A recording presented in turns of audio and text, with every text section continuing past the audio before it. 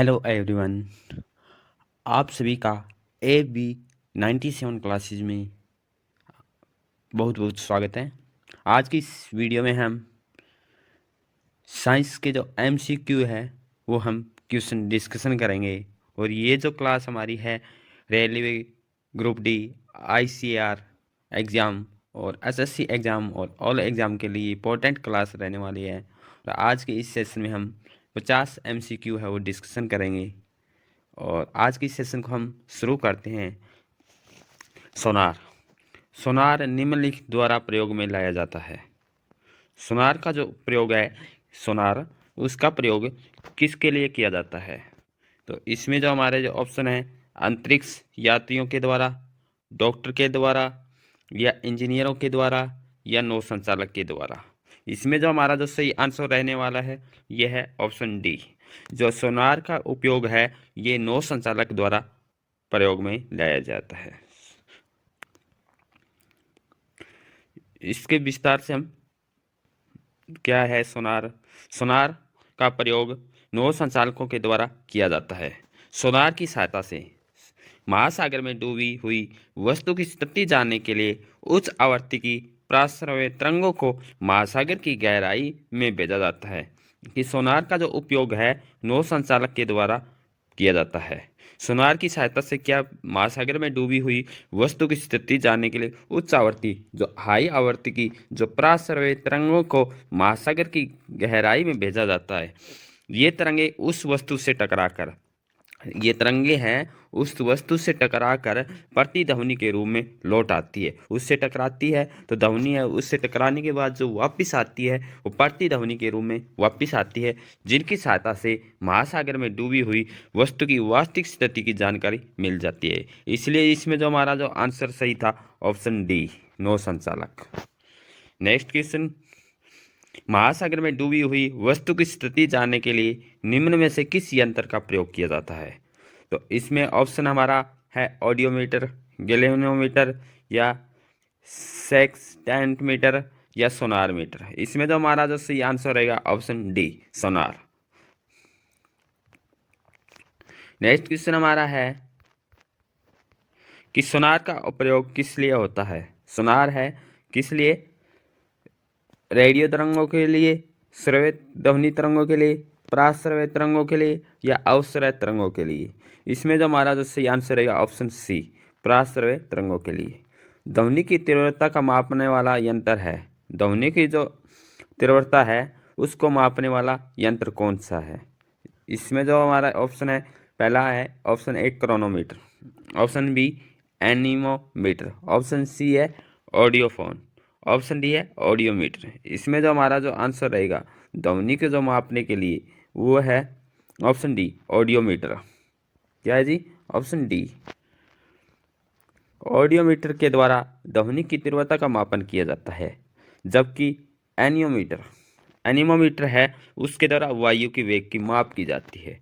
Audiometer के द्वारा क्या मापा जाता है? ध्वनि की तीव्रता मापी जाती है। ध्वनि की तीव्रता ऑडियोमीटर से, और एनीनोमीटर वायु की वेग की माप की जाती है। क्रोनोमीटर एक ऐसा यंत्र उपकरण है जो तापमान, आर्द्रता, वायु दाब आदि में परिवर्तन होने के बावजूद समय का पूर्ण परिशुद्धता के साथ मापन करता है। ऑडियोफोन दोष युक्त श्रवण शक्ति में सुधार लाने के लिए प्रयोग किया जाने वाला उपकरण है। तो नेक्स्ट क्वेश्चन, एनीमोमीटर निम्नलिखित में से किसका मापन किया जाता है? किसका किया जाता है? पानी की बहाव की गति का, पानी की गहराई का, प्रकाश की तीव्रता का, या पवन वेग का। इसमें जो हमारा जो सही आंसर रहेगा ऑप्शन सी, पवन वेग। एनीमोमीटर है किस लिए मापा जाता है? वायु की वेग को मापने के लिए एनीमोमीटर का प्रयोग किया जाता है। नेक्स्ट क्वेश्चन हमारा है, वायु की गति निम्न में से किसके द्वारा मापी जाती है? किसके द्वारा? बैरोमीटर के द्वारा, या एनीमोमीटर के द्वारा, हाइड्रोमीटर के द्वारा मापी जाती है, या विंड वैन के द्वारा मापी जाती है। इसमें जो हमारा आंसर रहेगा वायु की गति, वायु का जो वेग है किसके द्वारा? ऑप्शन बी, एनीमोमीटर के द्वारा। बैरोमीटर किस लिए माप है? दाब। और जो हाइड्रोमीटर है वो है आर्द्रता के लिए। हाइड्रोमीटर है पानी के लिए। ऑप्शन बी हमारा इसका आंसर रहेगा कि वायु की जो गति है किस लिए, एनीमोमीटर के द्वारा। बैरोमीटर दाब को मापा जाता है।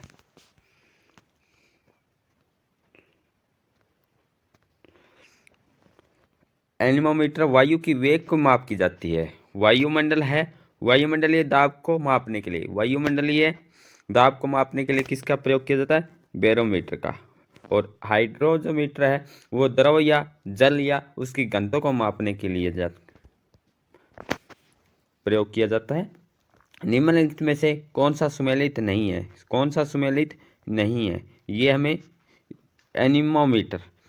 एनीमोमीटर है वायु की चाल, वायु की गति को मापने के लिए। एमीटर विद्युत धारा को मापने के लिए। टैक्योमीटर दाबांतर मापने के लिए। पायरोमीटर उच्च ताप मापने के लिए। इसमें जो हमारा जो सही आंसर रहेगा वो कौन सा इसमें गलत है, ये हमें देखना है। तो क्या एनीमोमीटर किस लिए मापने के लिए, वायु की चाल, वायु की गति, ये हमारा ऑप्शन सही है। ऑप्शन है ये सही है, सही सुमेलित है। एमीटर भी विद्युत धारा को मापने का सही मात्रक है, तो ये भी हमारा सही है। पायरोमीटर उच्च ताप को मापने के लिए, ये भी सही है। जो इसमें दाबांतर है ये टोक्योमीटर के द्वारा नहीं मापा जाता, तो ये इसलिए ऑप्शन सी है, ये गलत है, तो यही इसमें आंसर सही है।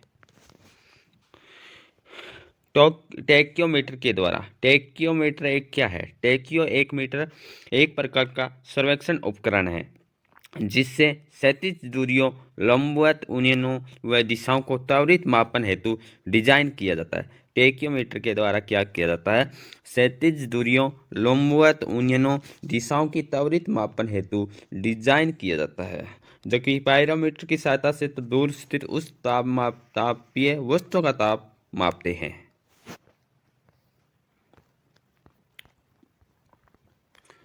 नेक्स्ट, पायरोमीटर किसके मापन के लिए, पायरोमीटर है किसके मापन में प्रयोग किया जाता है। पायरोमीटर ऑप्शन ए वायुमंडलीय दाब, ऑप्शन बी है पहला ऑप्शन वायुमंडलीय दाब के, ऑप्शन बी है आर्द्रता के लिए, ऑप्शन सी उच्च ताप के लिए, ऑप्शन डी घनत्व के लिए। इसमें जो हमारा आंसर है वो कौन सा सही रहने वाला है, इसमें जो सही आंसर है वो है ऑप्शन सी उच्च ताप। पायरोमीटर है उच्च ताप के मापन के लिए प्रयोग किया जाता है।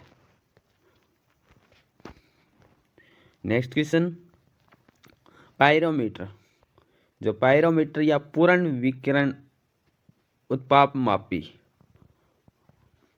टोटल रेडिएशन पायरोमीटर की सहायता से अत्यधिक उच्च तापों की माप की जाती है। ये ताप मापी स्टीफेन के नियम पर आधारित है। ये जो पायरोमीटर है ये किसके नियम पर आधारित है, स्टीफेन के नियम के पर आधारित है, जिसके अनुसार स्टीफेन नियम के अनुसार उच्च ताप पर किसी वस्तु से उत्सर्जित विकिरण की मात्रा उसके परम ताप के चतुर्थ घात के अनुक्रमानुपाती होती है। जो इसकी सहायता से दूर की वस्तुओं या सूर्य आदि के ताप का मापन किया जाता है। इस ताप मापी से लगभग 800 डिग्री सेल्सियस के नीचे का ताप नहीं मापते, क्योंकि इससे कम ताप पर वस्तुएं ऊष्मीय विकिरण का उत्सर्जन नहीं करती, जो किसके परम ताप के चतुर्थ घात के अनुक्रमानुपाती ई जो है ई इन्फिनिटी टी पाई शक्ति 4।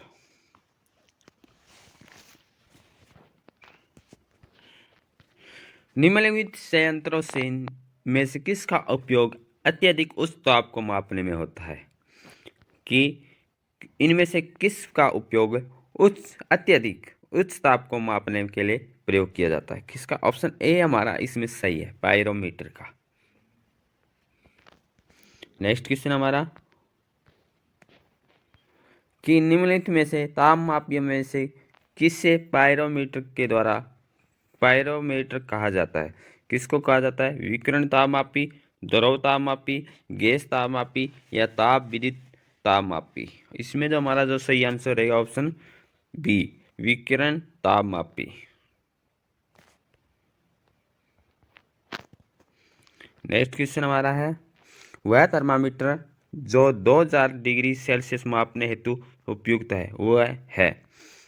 2000 डिग्री मापने के लिए कौन से थर्मामीटर का प्रयोग किया जाता है? गैस थर्मामीटर, पारे का थर्मामीटर, पूर्ण विकिरण पायरोमीटर, वाष्प दाब थर्मामीटर। इसमें जो हमारा जो सही आंसर रहेगा ऑप्शन सी, पूर्ण विकिरण पायरोमीटर।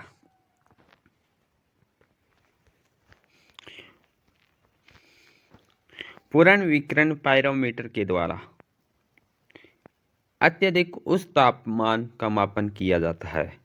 ये मुख्यतः गतिशील वस्तु तथा उन सतह के मापने हेतु प्रयुक्त होता है। पूर्ण विकिरण पायरोमीटर अत्यधिक उच्च तापमान को मापने का प्रयोग किया जाता है। यह मुख्यतः गतिशील वस्तु और उन सतह के मापन हेतु प्रयुक्त होता है जिन तक पहुंचना और उन्हें स्पर्श करना संभव न हो। जिन तक पहुंचना और उन तक स्पर्श जो है करना संभव न हो, उसके लिए किस मापन का प्रयोग किया जाता है? पूर्ण विकिरण पायरोमीटर का। और इसमें उष्मीय विकिरण के मापन द्वारा तापमान का मापन भी किया जाता है। नेक्स्ट क्वेश्चन हमारा है, पाइरोमीटर का प्रयोग निम्नलिखित में से किस मापने के लिए किया जाता है? जो सनस्पॉट को मापने के लिए, सोलर रेडिएशन को, हवा ताप को, या पौधे के ताप को। इसमें जो हमारा जो सही आंसर है ऑप्शन बी, सोलर रेडिएशन को मापने के लिए जो पायरोमीटर है, हीलियोमीटर पायरोमीटर है, इसका प्रयोग सोलर रेडिएशन को मापने के लिए प्रयोग किया जाता है। सौर विकिरण को मापने के लिए कितने दो उपकरण हैं? सौर विकिरण को मापने के लिए दो प्रयोग के उपकरण का प्रयोग किया जाता है, पायरोमीटर और उस ताप मापने के लिए जो पायरोहीलियोमीटर है, जो रेडियो रेडिएशन के मापने के लिए, सोलर जो रेडिएशन है उसको मापने के लिए पायरोहीलियोमीटर और पायरोनोमीटर उस ताप मापी के लिए प्रयोग किया जाता है। मैनोमीटर के द्वारा किसकी माप की जाती है? मैनोमीटर वायु दाब, गैसों का दाब, द्रव का घनत्व, सतह पर तेल का दबाव। इसमें जो हमारा सही आंसर है गैसों का दाब। जो मैनोमीटर नामक यंत्र से किसका मापन किया जाता है? गैसों का दाब। नेक्स्ट क्वेश्चन हमारा है, सूची 1 को सूची 2 के साथ सुमेलित करें तथा सही उत्तर नीचे दिए गए कुछ से चयन कीजिए।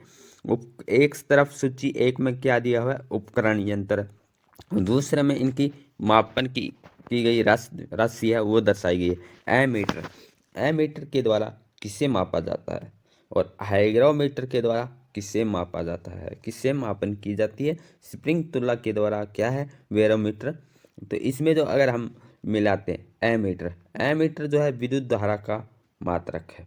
हाइग्रोमीटर से क्या है? हाइग्रोमीटर। बैरोमीटर हमें पता है दाब से मापन किया जाता है। हाइग्रोमीटर है सापेक्ष आर्द्रता के मापन के लिए प्रयोग है। स्प्रिंग तुला है भार के लिए।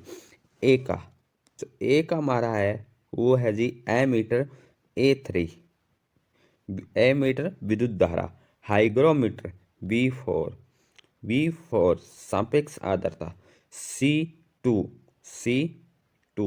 और D1। 34-21 जो भी होगा वही हमारा आंसर होगा। 34-21, तो 34-21 जो है वो है जी हमारा ऑप्शन बी में, इसलिए हमारा जो आंसर सही रहेगा ऑप्शन बी।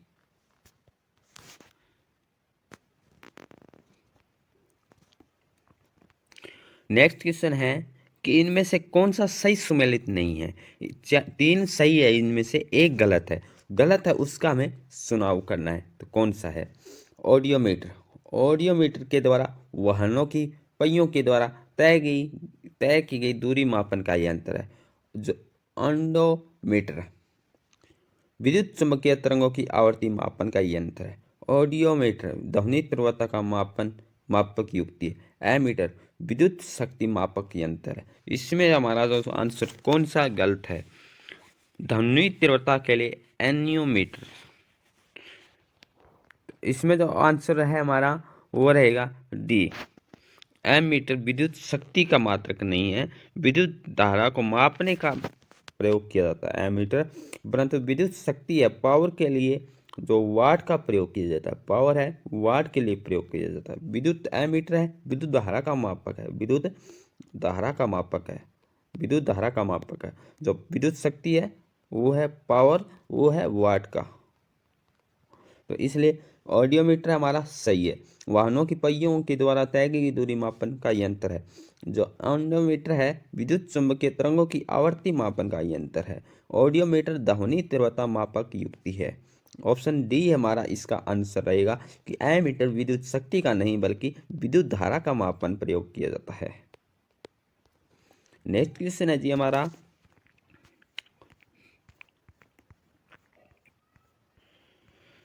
विद्युत धारा निम्न में से किस उपकरण से मापी की जाती है? विद्युत धारा है वो एमीटर के द्वारा।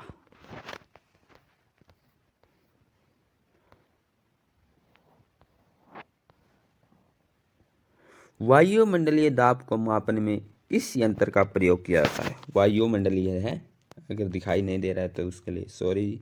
वायुमंडलीय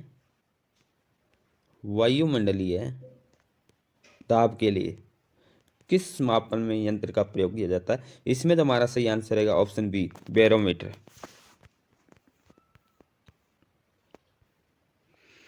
साधारण बैरोमीटर में से कौन सा द्रव प्रयोग में होता है? इसमें से कौन सा द्रव है वो प्रयोग में होता है?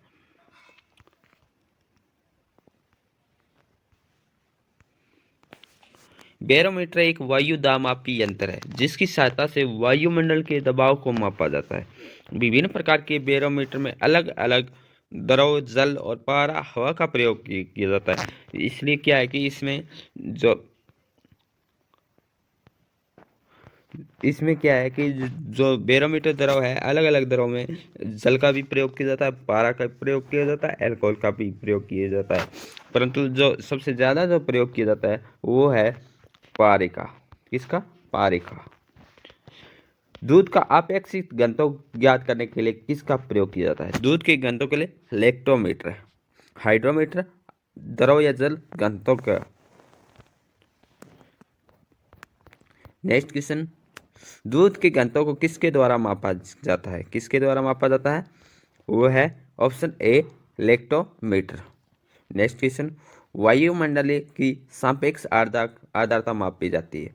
जो वायुमंडल की जो सापेक्ष आर्द्रता मापी जाती है वो किसके द्वारा? ऑप्शन बी है इसमें हमारा सही, हाइग्रोमीटर।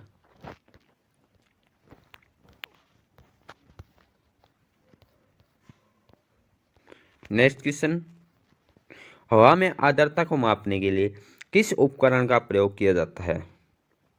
हवा में जो आर्द्रता है उसके लिए कौन सा उपकरण है प्रयोग किया जाता है? हाइड्रोमीटर, हाइग्रोमीटर, स्पेक्ट्रोमीटर या यूडियोमीटर। हवा में आर्द्रता, इसमें जो हमारा जो सही आंसर रहेगा वो रहेगा option B, hygrometer. Option B है ये हमारा सही है, हाइग्रोमीटर। जो हवा में, जो हाइड्रो है वो पानी की घनत्व के लिए, या द्रव या जल जो भी है उसकी घनत्व के लिए। तो हवा की आर्द्रता को मापने के लिए जो हाइग्रोमीटर है, जबकि स्पेक्ट्रोमीटर का प्रयोग किसके लिए किया जाता है? स्पेक्ट्रोमीटर का प्रयोग किया जाता है विद्युत चुंबकीय स्पेक्ट्रम के एक विशिष्ट भाग के सापेक्ष प्रकाश के गुणों का मापन। जो है विद्युत चुंबकीय स्पेक्ट्रम के विशिष्ट भाग के सापेक्ष प्रकाश के गुणों का मापन के लिए स्पेक्ट्रोमीटर का प्रयोग किया जाता है। यूडियोमीटर एक प्रयोगशाला उपकरण है जो किसी भौतिक या रासायनिक परिवर्तन के फलस्वरूप गैसीय मिश्रण के आयतन में होने वाले परिवर्तन को मापता है, वो यूडियोमीटर के द्वारा। वायु की आर्द्रता के लिए किस यंत्र का प्रयोग किया जाता है? अभी भी हमने देखा था किसका प्रयोग किया जाता है? हाइग्रोमीटर, हाइड्रो आर्द्रता के लिए। तो आंसर हमारा ए सही है इसमें। हाइग्रोमीटर किसके लिए? आर्द्रता के लिए। ऑप्शन ए सही है। आर्द्रता का मानकीकृत करने का उपकरण निम्न में से कौन सा है? ऑप्शन डी हमारा सही है, हाइग्रोमीटर। और जो पायरोमीटर उस ताप के लिए प्रयोग किया जाता है। पायरोमीटर है किसके लिए? उच्च ताप के लिए। और जो हिप्सोमीटर है ऊंचाई मापन का यंत्र, किसके लिए? ऊंचाई मापन के लिए प्रयोग किया जाता है। थर्मोस्टेट है ऊष्मा ताप, थर्मोस्टेट है किसके लिए? ऊष्मा तापी के लिए प्रयोग किया जाता है। आर्द्रता किस उपकरण से मापी जाती है? क्या आएगा आंसर हमारा? हाइग्रोमीटर, ऑप्शन बी सही है। लेक्टोमीटर किस लिए? दूध के घनत्व के लिए, लेक्टोमीटर दूध के घनत्व के लिए। और जो हाइड्रोमीटर है द्रव के घनत्व के लिए। और जो पायरोमीटर है वो उच्च ताप के लिए, उच्च ताप के लिए, उच्च ताप के लिए पायरोमीटर का प्रयोग किया जाता है। ऑप्शन नेक्स्ट क्वेश्चन हमारा है, निम्नलिखित में से कौन सा सही सुमेलित है? थर्मोरेसिस्टर, जिसका जो इलेक्ट्रॉनिक थर्मामीटर है मापने का यंत्र, सुधारित्र है थर्मामीटर। बाइपोलर जंक्शन ट्रांजिस्टर एक डिस्टकारी है या जंक्शन डायोड एक आवर्धक है? इनमें से कौन सा सही सम्मिलित है ये हमें देखना है। तो इसमें जो हमारा जो सही आंसर रहेगा वो रहेगा जी ऑप्शन ए। जो थर्मो रेसिस्टर है वो एक इलेक्ट्रॉनिक थर्मामीटर है। नेक्स्ट क्वेश्चन, सूची 1 को सूची 2 से मिलान करना है। जो सूची 1 है वो है कि स्टेथोस्कोप है वो प्रकाश की तीव्रता मापने के लिए प्रयोग किया जाता है। ऑप्शन बी हमें है, ऑप्शन बी सूची में स्फिग्नोमीटर, जो स्फिग्नोमीटर है सोने की शुद्धता का पता लगाने के लिए किया जाता है। केरोटोमीटर हृदय की ध्वनि चुनने के लिए किया जाता है। लेक्समीटर है रक्तचाप मापन के लिए प्रयोग किया जाता है। सूची 1 और सूची 2 से मिलान करना है हमें। तो हमें पता है कि जो स्टेट तो रक्तचाप के लिए जो है वो है स्फिग्नोमीटर, ठीक जी। और स्टेथोस्कोप है वो हृदय की ध्वनि चुनने के लिए।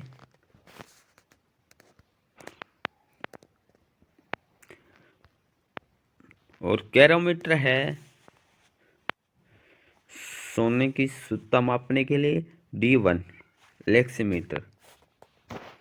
तो सबसे पहले हमें देखना है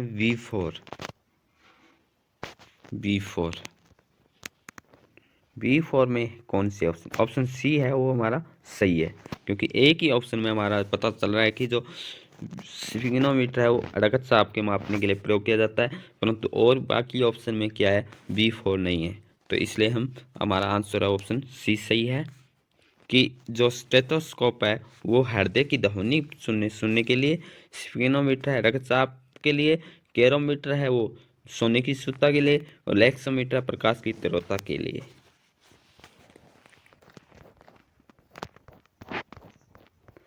नेक्स्ट क्वेश्चन हमारा है, रक्तचाप मापने के लिए किसका प्रयोग किया जाता है? तो इसमें जो हमारा जो सही आंसर रहेगा वो रहेगा जी ऑप्शन बी स्फिग्नोमीटर। नेक्स्ट क्वेश्चन, निम्नलिखित में से किसे 1500 डिग्री सेल्सियस से अधिक ताप मापने के लिए प्रयोग किया जाता है? 1500 से अधिक डिग्री सेल्सियस से अधिक ताप को मापने के लिए प्रयोग किया जाता है। चिकित्सीय थर्मामीटर का, ऑप्शन बी है ताप विद्युत युक्त थर्मामीटर का, प्लेटिनियम प्रतिरोध थर्मामीटर का, और पायरोमीटर। इसमें जो सही आंसर रहेगा ऑप्शन डी हमारा पायरोमीटर। पायरोमीटर का प्रयोग किया जाता है और उच्च ताप के लिए, उच्च ताप मापी के लिए पायरोमीटर का प्रयोग किया जाता है। प्रकाश की तीव्रता मापने के लिए जिस उपकरण का प्रयोग किया जाता है वो है प्रकाश की तीव्रता के लिए? एनीमोमीटर, कोलेरीमीटर, लेक्समीटर या अल्टीमीटर? इसमें जो हमारा जो सही आंसर रहेगा ऑप्शन सी, प्रकाश की तीव्रता के लिए लेक्समीटर का प्रयोग किया जाता है। और जबकि जो कोलेरीमीटर है, कोलेरीमीटर के लिए एक प्रकाश सुग्राही उपकरण है जो किसी पदार्थ का द्वारा अवशोषित किए जाने वाला रंग का मापता है। रडार उपयोग में आता है। जो रडार है वो किस लिए प्रयोग में आता है? प्रकाश तरंगों के द्वारा वस्तुओं को पता लगाने के लिए या ध्वनि तरंगों को परावर्तित कर वस्तुओं का पता लगाने में। ऑप्शन सी है रेडियो तरंगों के द्वारा वस्तुओं की स्थिति ज्ञात करने में, वर्षा करने वाले बादलों को पीछा करने में। इसमें जो हमारा सही आंसर रहेगा ऑप्शन ए, ऑप्शन ए है, सॉरी ऑप्शन सी है, ऑप्शन सी। रेडियो तरंगों के द्वारा वस्तुओं की स्थिति ज्ञात करने के लिए रडार का उपयोग किया जाता है। ऑप्शन सी सही है।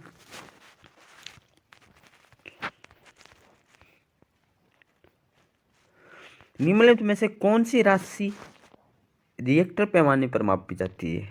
रिएक्टर जो पैमाने पर जो मापी जाती है वो क्या कौन सा ऑप्शन सही रहेगा इनमें से?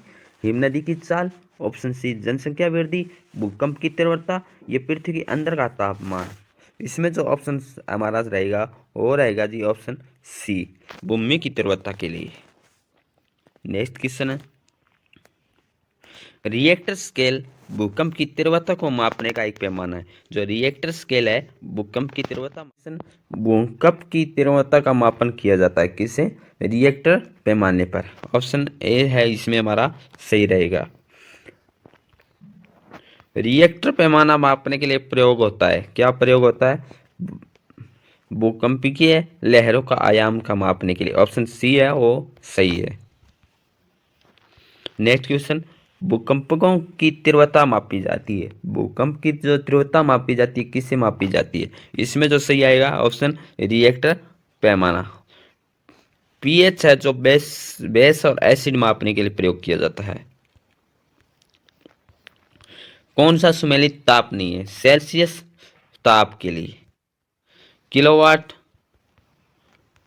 किलोवाट आवर विद्युत के लिए, रिएक्टर पैमाना आर्द्रता RH गुणक रखत के लिए। इसमें जो सही रहेगा ऑप्शन डी, रिएक्टर पैमाना आर्द्रता के लिए नहीं होता।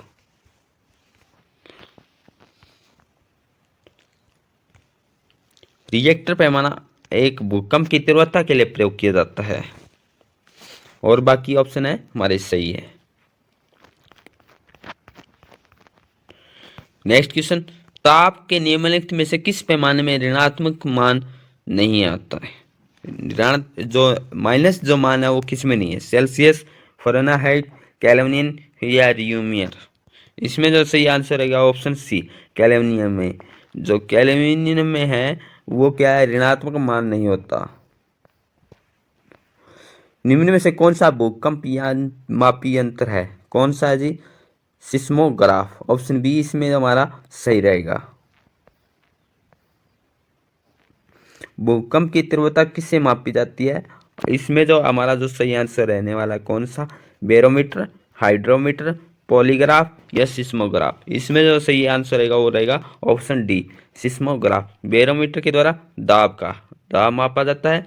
जो हाइड्रो है वो किससे? द्रव की आर्द्रता, द्रव की आर्द्रता।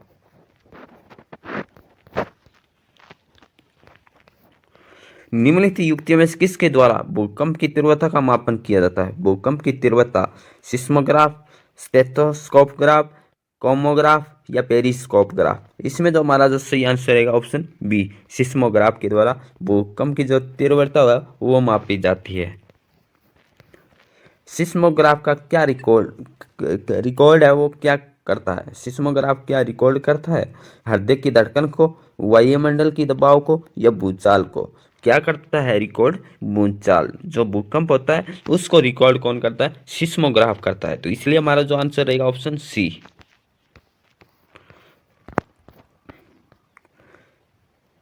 सम्मिलित कीजिए। भूकंप है किसके लिए मापक है? भूकंप के लिए, सिस्मोग्राफ के लिए। A3, ए क्या है जी हमारा? 2। ऊंचाई के लिए किसका प्रयोग किया जाता है? प्रतिरोध का जो है ओम, D4A2। विद्युत धारा एमीटर के लिए C1। और ऊंचाई है वो अल्टीमीटर B3। तो क्या आएगा जी कि 23-14 जो ऑप्शन कूट होगा वही हमारा सही रहेगा, 23-14। तो क्या हुआ? 23-14।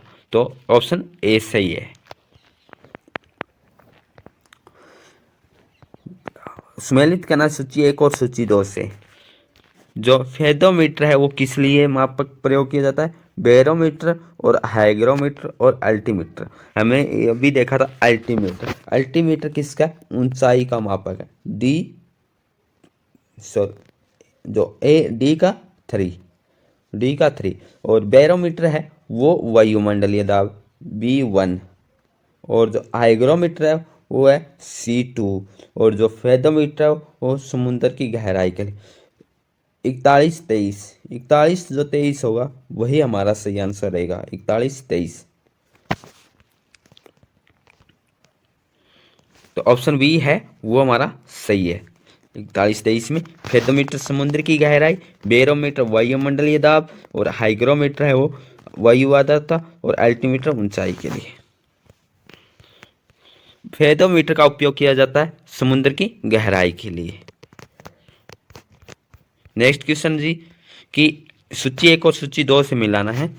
एनीमोमीटर किस लिए है? सिस्मोग्राफ किसके लिए मापक है? बेरोग्राफ और हाइग्रोमीटर। पता है हमें हाइग्रोमीटर किसके लिए है? जो सिस्मोग्राफ है भूकंप के लिए 1, बी का 1। और जो एनीमोमीटर हाइग्रोमीटर है वो आर्द्रता के लिए D4 D4।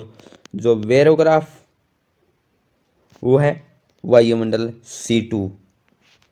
जो एनीमोमीटर वायु वेग A3। तो क्या आएगा जी? 31-24 जो होगा वही हमारा आंसर रहेगा, 31-24। तो ऑप्शन डी है वो हमारा सही है। क्या होगा? एनीनोमीटर है वो किसके लिए? 3 के लिए। जो वायु वेग के लिए, सिस्मोग्राफ भूकंप के लिए, और बेरोग्राफ है वो है वायुमंडलीय दाब के लिए, जो हाइग्रोमीटर आर्द्रता के लिए। ऑप्शन डी सही, ऑप्शन डी। निम्नलिखित में से कौन सा सम्मिलित नहीं है? कौन सा सम्मिलित नहीं है?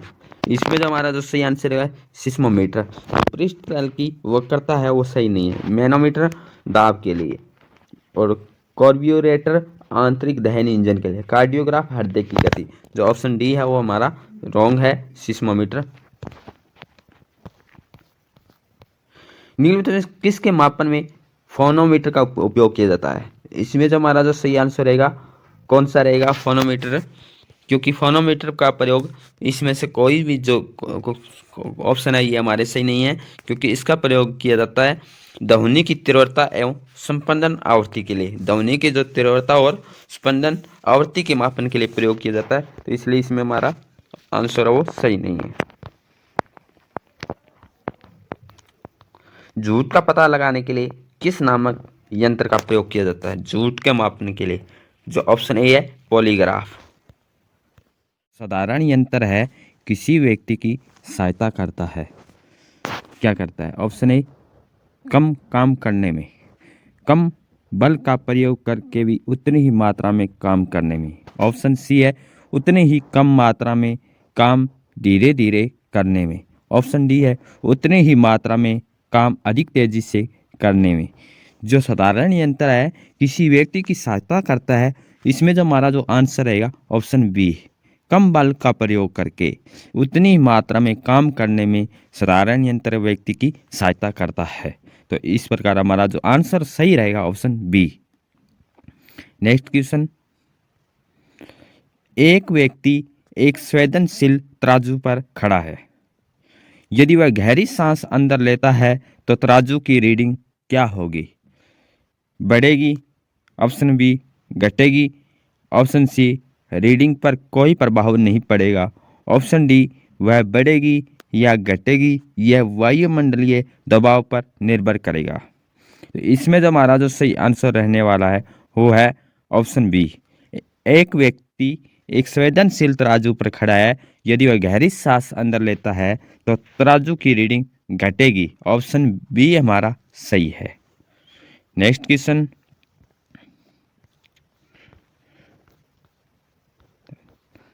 तीसरा क्वेश्चन हमारा है कि वॉशिंग मशीन का कार्य सिद्धांत है।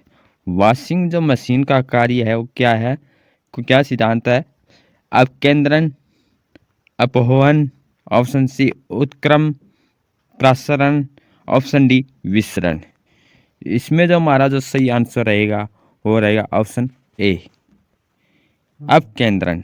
वॉशिंग मशीन का जो कार्य है वह अपकेंद्रण। नेक्स्ट क्वेश्चन हमारा कि वह प्रतिक्रिया बल जो परिमाण में अपकेंद्रीय बल के बराबर होता है, कि वह प्रतिक्रिया बल जो परिमाण में अभिकेंद्रीय बल के बराबर होता है, परंतु जिसकी दिशा अभिकेंद्रीय बल के विपरीत अर्थात केंद्र से बाहर की ओर होती है, कि केंद्र से बाहर की ओर होती है तो वह अपकेंद्रीय बल कहलाता है। जैसे अपकेंद्रीय बल के उदाहरण हैं कपड़ा साफ करने की मशीन, जो वॉशिंग मशीन है वो क्या है, अपकेंद्रीय बल का एक उदाहरण है। दूध से मक्खन निकालने की मशीन एक किसका है, अपकेंद्रीय बल के सिद्धांत पर कार्य करती है। केंद्र से क्या है, बाहर की ओर, केंद्र से बाहर की ओर है वो बल लगता है, तो ये क्या है, अपकेंद्रीय बल है। इसमें जो उदाहरण थे हमारे कपड़ा साफ करने की मशीन, दूध से मक्खन निकालने की मशीन किसके, अपकेंद्रीय बल के उदाहरण। नेक्स्ट क्वेश्चन, प्राक्कलन मशीन की कार्य प्रणाली का सिद्धांत है, किसका है, अपकेंद्रीयकरण, ऑप्शन बी अपवहन, ऑप्शन सी प्रतिक्रम प्रसारण, ऑप्शन डी विसरण। इसमें जो हमारा जो सही आंसर रहेगा वो रहेगा जी ऑप्शन ए, अपकेंद्रीयकरण। नेक्स्ट क्वेश्चन हमारा कि निम्नलिखित में से कौन सी राशि सदिश नहीं है, कौन सी राशि है वो सदिश नहीं है, विस्थापन, वेग, बल, आयतन। तो इसमें जो हमारा जो सही आंसर रहेगा, सदिश राशि कौन सी है, जिसमें दिशा भी हो और परिमाण भी हो, तो वो कौन सी है, सदिश। अदिश राशि कौन सी है, जिसमें केवल एक ही हो, या तो दिशा हो या परिमाण हो। परंतु सदिश राशि विस्थापन में सदिश दिशा भी होती है और परिमाण भी होती है। वेग में सदिश राशि है, बल भी एक सदिश राशि है, परंतु आयतन है वो एक क्या है, अदिश राशि है। तो इसको याद रख सकते हैं, जिसमें वह है वो क्या है, एक सदिश राशि है, जिसमें वह नहीं है वो कौन सी है, अदिश राशि। जैसे आयतन में क्या है, वह नहीं है तो क्या एक अदिश। जैसे वह है वेग, वी से वह बसता, वह से वह और बल, तो क्या है, एक सदिश राशि है। तो इसलिए हमारा जो आंसर रहेगा इसमें ऑप्शन डी। नेक्स्ट क्वेश्चन,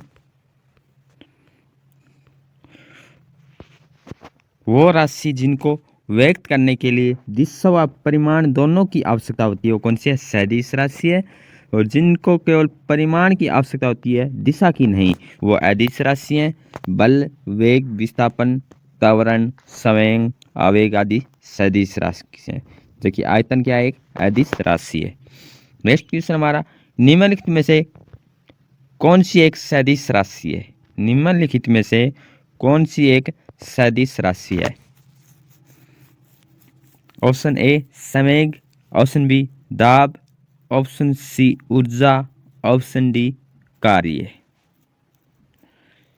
इसमें एक सदिश राशि है वो संवेग, ऑप्शन ए है वो हमारा सही रहेगा। नेक्स्ट क्वेश्चन, निम्नलिखित में से कौन सी सदिश राशि है, सदिश राशि कौन सी है इनमें से, समय, ऑप्शन बी चाल, ऑप्शन सी विस्थापन, ऑप्शन डी दूरी।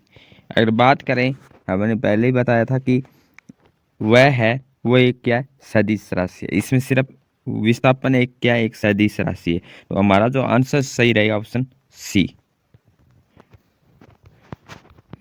नेक्स्ट क्वेश्चन हमारा,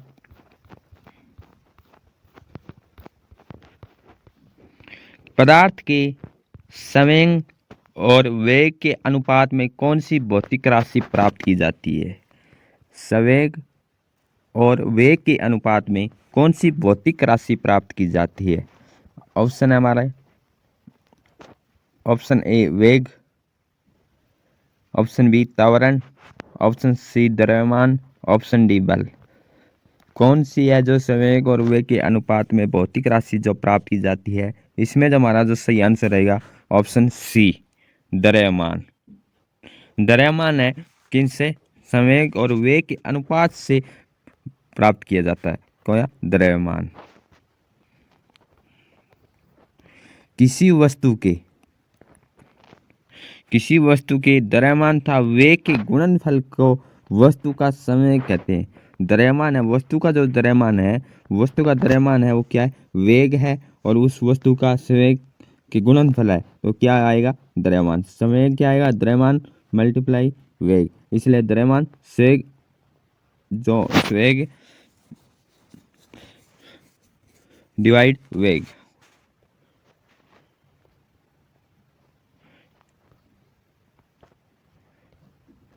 बल गुणनफल है। बल है किसका गुणनफल है?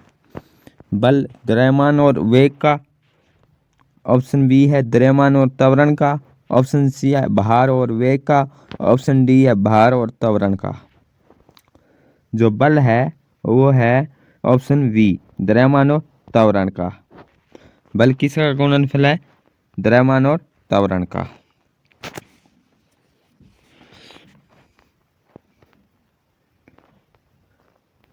नेक्स्ट क्वेश्चन, यदि किसी धन के आयतन और पृष्ठ क्षेत्रफल को निरूपित करने वाली संख्या समान हो तो उस घन के किनारों की लंबाई माप की इकाई में होगी। कि यदि किसी घन के आयतन और पृष्ठ क्षेत्रफल को निरूपित करने वाली संख्या समान हो, उस घन के किनारे की लंबाई माप की इकाई में होगी। 3, option B 4, option C 5, option D 6। इसमें जो हमारा जो सही आंसर रहेगा वो रहेगा जी ऑप्शन डी 6। नेक्स्ट क्वेश्चन हमारा है,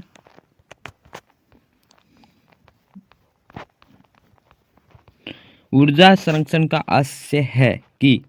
ऊर्जा जो संरक्षण का आशय यह है कि ऑप्शन ए है ऊर्जा का सृजन और विनाश होता है। ऊर्जा का जो है सृजन भी होता है और विनाश भी होता है। ऑप्शन बी कह रहा है कि ऊर्जा का सृजन हो सकता है।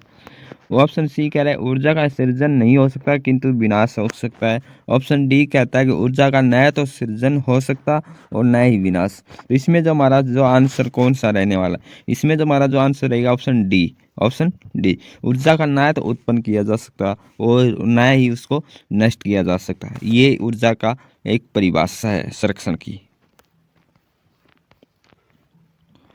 हवाओं की ऊर्जा होती है। हवाओं की एक ऊर्जा होती है। क्या होती है?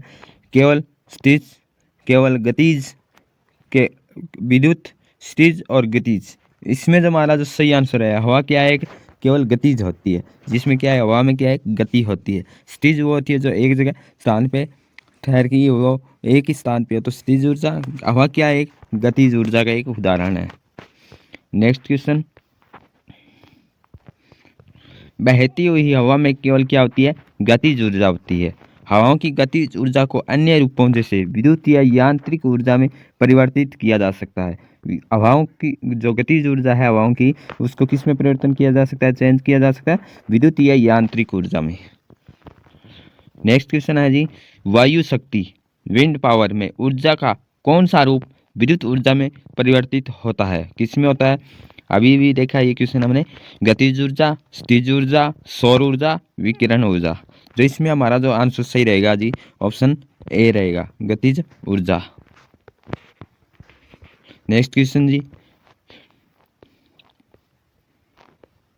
एक ट्रेन जैसे ही चलना आरंभ करती है, एक ट्रेन है जैसे ही चलना आरंभ करती है उसमें बैठे हुए यात्री का सिर पीछे की ओर झुक जाता है। इसका कारण है कि एक ट्रेन में एक व्यक्ति बैठा है, अगर ट्रेन चलना आरंभ करती है उस बैठे हुए यात्री का सिर पीछे की ओर एकदम धक्का झुकता है। तो इसका कारण क्या है? ऑप्शन ए है स्थिरता का जड़त्व, ऑप्शन बी गति का जड़त्व, ऑप्शन सी जड़त्व आघूर्ण, द्रव्यमान का संरक्षण। इसमें जो हमारा जो आंसर रहेगा ऑप्शन ए स्थिरता का जड़त्व। नेक्स्ट क्वेश्चन, यात्री ट्रेन में एकांक चल देने से पीछे की ओर गिर जाते हैं। इसका कारण यह है कि यात्री के शरीर का निचला हिस्सा तो गाड़ी के संपर्क में है, यह हिस्सा गाड़ी के साथ साथ चलने लगता है, परंतु ऊपरी हिस्सा स्थिरता के जड़त्व के कारण विराम अवस्था में बने रहने का प्रयत्न करता है और यात्री के शरीर का ऊपरी हिस्सा पीछे की ओर झुक जाता है। किसके कारण? स्थिरता जड़त्व के कारण।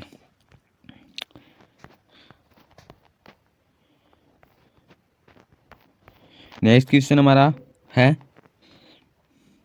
कि कथन ए, एक पूर्णतः घर्षणहीन पृष्ठ पर खड़ा एक व्यक्ति सीटी बजाने से अपने गति में ला सकता है।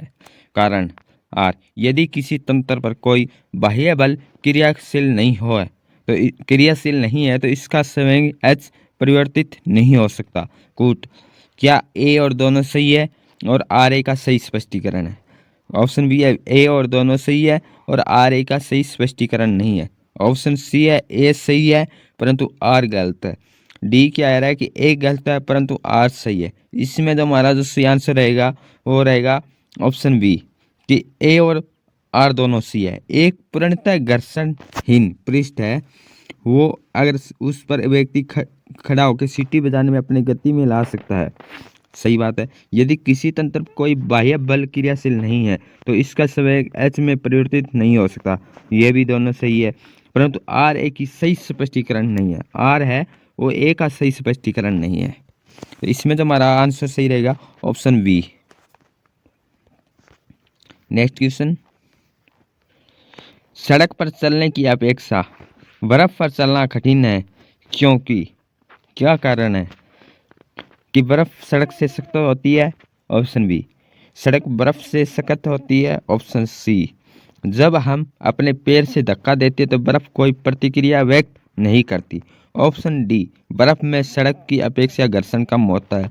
जो इसमें जो हमारा जो सही आंसर रहेगा वो रहेगा ऑप्शन डी, बर्फ में सड़क की अपेक्षा घर्षण कम होता है। सड़क पर चलने में हमें आसानी इसलिए होती है क्योंकि पृथ्वी पर उसकी सतह खुरदरी होने के कारण घर्षण बल उत्पन्न होता है। उसकी सतह खुरदरी होने के कारण ही हम उस पर पैर टिकाकर पृथ्वी को पीछे ढकेलते हैं और न्यूटन के तीसरे नियम के अनुसार हम आगे बढ़ जाते हैं। न्यूटन का तीसरा नियम कहता है कि क्या एक प्रतिक्रिया होती है, अगर आगे हो रहे तो वो पीछे भी होगी क्योंकि पीछे की ओर धकेलते हैं। न्यूटन का तीसरा नियम है। और बर्फ में सड़क की अपेक्षा घर्षण कम होने के कारण उस पर चलना सड़क पर चलने की तुलना में कठिन होता है। निम्न कथन पर उससे निकाले गए निष्कर्ष पर विचार करिए और बताइए कि कौन सा निष्कर्ष सही है। बढ़ी हुई गाड़ी को चलाने में उससे चलायमान रखने के लिए आवश्यक ताकत से अपेक्षाकृत अधिक ताकत से धक्का देना पड़ता है। बढ़ी हुई गाड़ी को चलाने में उस चलायमान रखने के लिए आवश्यक ताकत से अपेक्षाकृत अधिक ताकत से धक्का देना पड़ता है। निष्कर्ष, किसी चलायमान वस्तु का भार कम होता है। प्रारंभ में पहिए फिसलने लगते हैं। ऑप्शन सी है, एक बार गाड़ी चल पड़ने के बाद घर्षण कम होता है। अभ्यास से निपुणता प्राप्त होती है। इसमें जो हमारा जो सही आंसर रहेगा वो रहेगा ऑप्शन सी, एक बार गाड़ी चल पड़ने के कारण बाद घर्षण वो कम होता है। तो दोस्तों इस वीडियो को ज़्यादा से ज़्यादा शेयर करें, लाइक, और जो पहली बार इस चैनल को देख रहे हैं और इस वीडियो को देख रहे हैं तो सब्सक्राइब ज़रूर करें। ये क्लास हमारी है railway, SSC, HSC all exam के लिए इम्पोर्टेंट रहने वाली है। नेक्स्ट क्वेश्चन, एक मनुष्य स्थिर नाव से 5 मीटर प्रति सेकंड की चाल से कूदा और नाव 0.5 मीटर प्रति सेकंड की चाल से खिसकी। बताइए कि नाव का द्रव्यमान मनुष्य के द्रव्यमान का कितना गुना है। कि एक मनुष्य स्थिर नाव से 5 मीटर प्रति सेकंड की चाल से कूदा और नाव है 0.5 मीटर प्रति सेकंड की चाल से खिसकी। बताइए कि नाव का द्रव्यमान मनुष्य के द्रव्यमान का कितना गुना है। तो इसमें जो हमारा जो सही आंसर रहेगा ऑप्शन डी, 10 गुना।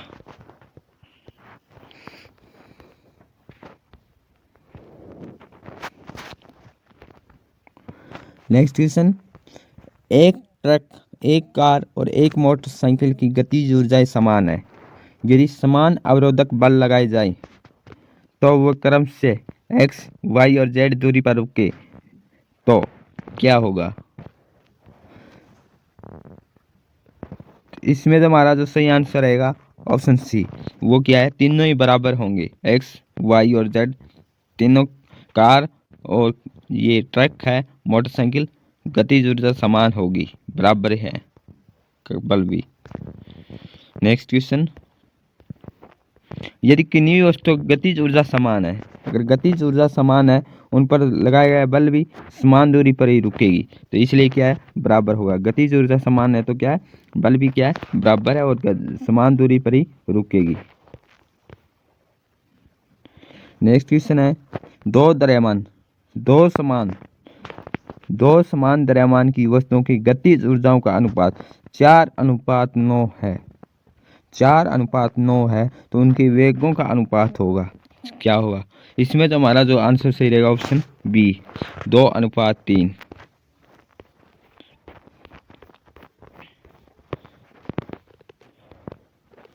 नेक्स्ट क्वेश्चन जी,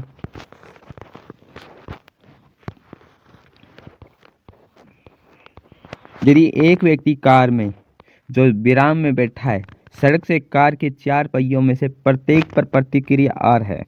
जब कार सीधी समतल सड़क पर चलेगी तो अगर पहियों में प्रत्येक पर प्रतिक्रिया क्या परिवर्तन आएगा? कि एक व्यक्ति है, वो कार में जो विराम में बैठा है व्यक्ति कार में, तो सड़क से कार के 4 पहियों में से प्रत्येक पर प्रतिक्रिया आर है। प्रत्येक पहिए पर जो प्रतिक्रिया क्या आर है। जब कार सीधी समतल सड़क पर चलेगी तो अगर पहिए में जो अगले पहिए में प्रत्येक पर प्रतिक्रिया में क्या परिवर्तन होगा? इसमें जो हमारा जो सही आंसर रहेगा वो रहेगा ऑप्शन बी, यह आर से कम होगा।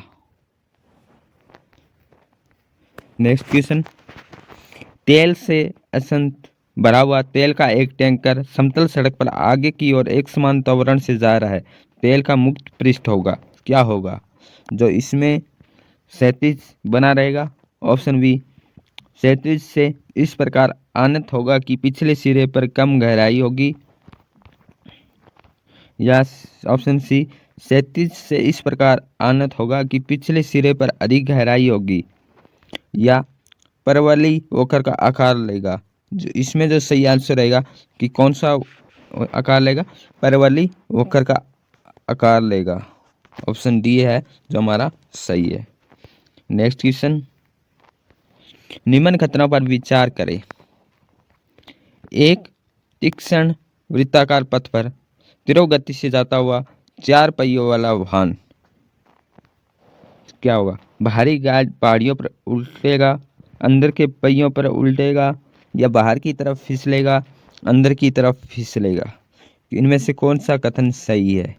तो इसमें जो हमारा जो आंसर सही रहेगा वो रहेगा जी ऑप्शन सी, 2 और 3 है वो कथन सही है। बाहर की तरफ फिसलेगा और अंदर की तरफ। अगर एक वृत्ताकार पथ पर तीव्र गति से जाता हुआ 4 पहियों वाला वाहन बाहर की तरफ फिसलेगा और अंदर की तरफ ही फिसलेगा। त्वरण ज्ञात करने का सही सूत्र क्या है? त्वरण ज्ञात करने का सही सूत्र क्या है? इसमें जो हमारा जो सही आंसर रहेगा कौन सा रहेगा? ऑप्शन ए, ऑप्शन ए है ये हमारा ए इक्वल वी माइनस यू बटा टी।